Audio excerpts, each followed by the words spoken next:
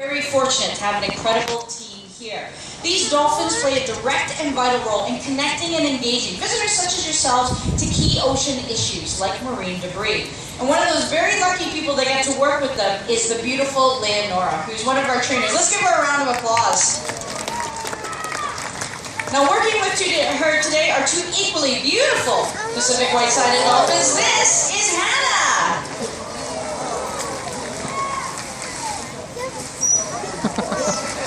And not to be outdone is the beautiful Helen as well.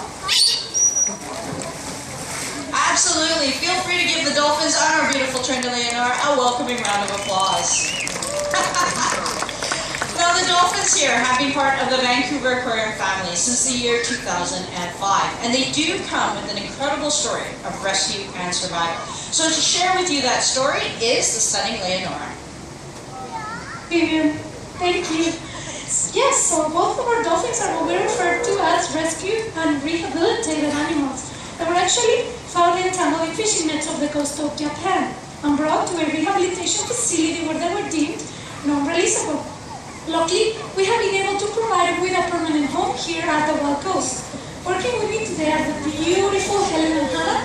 They have been here since 2005. We have been able to build and maintain a very strong relationship with them in order to provide them with the best possible care through training and regular checkups. Everything that we learn from Helen and Hannah Center is used by veterinarians and researchers to gain a little better understanding of these mysterious dolphins. In fact, every day that we spend with them gives us more information about their species as well as their individual personalities, which, believe it or not, are just as different as you and I. But most of all, Helen and Hannah remind us every day that we still have so much to learn about cetaceans. Isn't that right, Vivian? Absolutely, Leonora. Now, as their name suggests, they are found in the Pacific Ocean. Their range goes from that of northern Mexico all the way up the coastline to Alaska and then over to the eastern islands of Japan. And yeah, we can be lucky right here in British Columbia to see sights like that. Has anyone ever spotted a dolphin off our coastline before? It is a pretty spectacular sight. But you know, there are people who want to know. They're called the BC Cetacean Sightings Network. And you can log on your sighting to their website, wildwhales.org. It gives us an idea of the movement of these animals off our coastline. We want to know what you saw, where you saw them, how many you saw, and the kind of animals that you saw. You can see the trouble with the gulls down. But you know, there are about 23 different types of whales, porpoises, and dolphins which either live on the wild coast or they visit. So how do you know what you're seeing?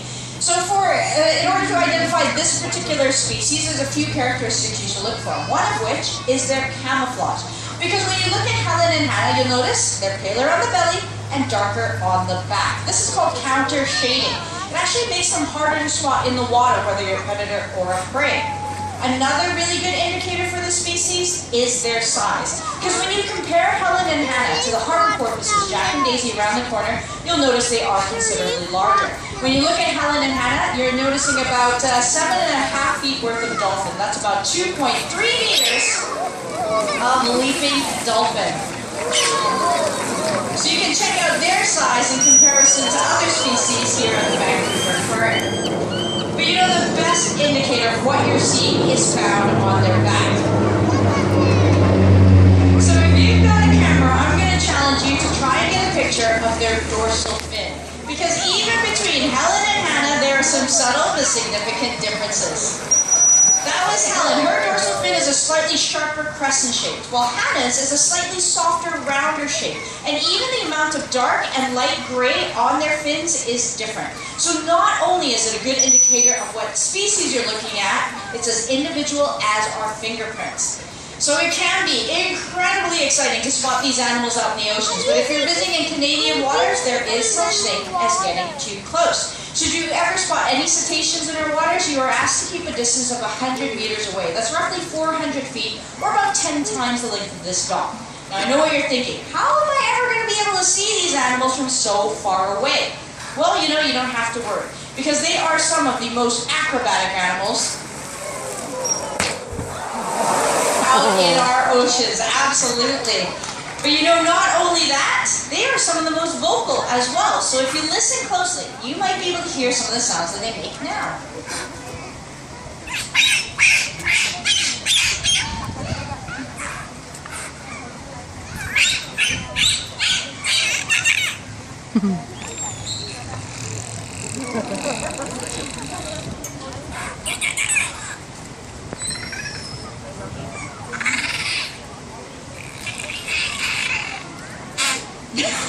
Let's give those ladies a round of applause.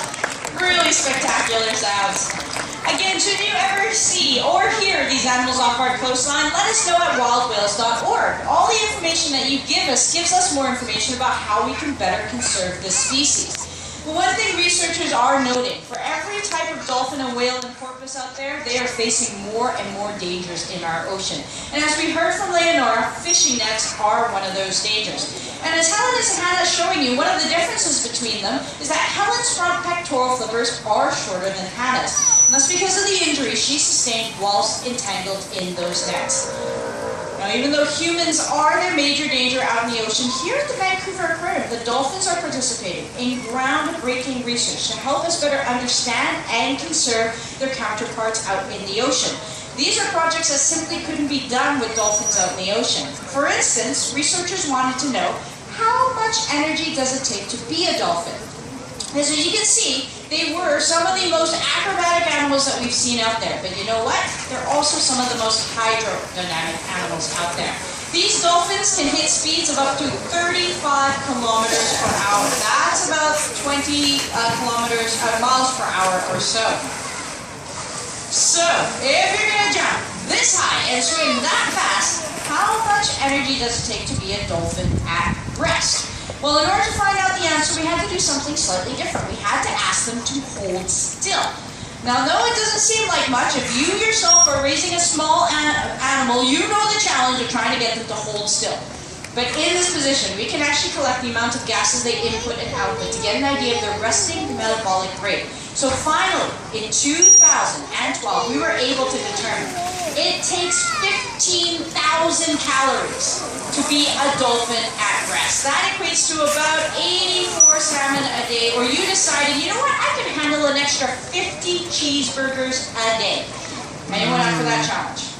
No, rightly so. Okay. Now, dolphins are spectacular, and there's something that we want to see for our future generations, not just here, but out in the oceans for generations to come. That's why every sighting logged to wildwhales.org adds to the information about how we can better protect this species. But every single one of you have helped. By coming through our doors today, you are supporting a non-profit organization dedicated to the conservation of all aquatic life. You want to know how else you can help? Become a member. You've already paid for half of membership by paying the price of admission. Use the rest to get unlimited access to the aquarium 365 days a year. Check out the membership desk or the guest services desk for more information about how you can join us here at the Vancouver Aquarium. But on behalf of myself, the spectacular Trina, Leonora, and of course the beautiful Pacific white-sided dolphins, Helen and Hannah. Oh, there's a round of applause. They're so spectacular. Thank you for joining us today for the very last Dolphin Show and learning how it's with your help that we're going to be able to reveal the mysteries behind these incredible animals, which is so very important for their continued survival. My name is Vivian, and I wish you all a spectacular day at the Vancouver Aquarium. Thank you. Now, I will let you know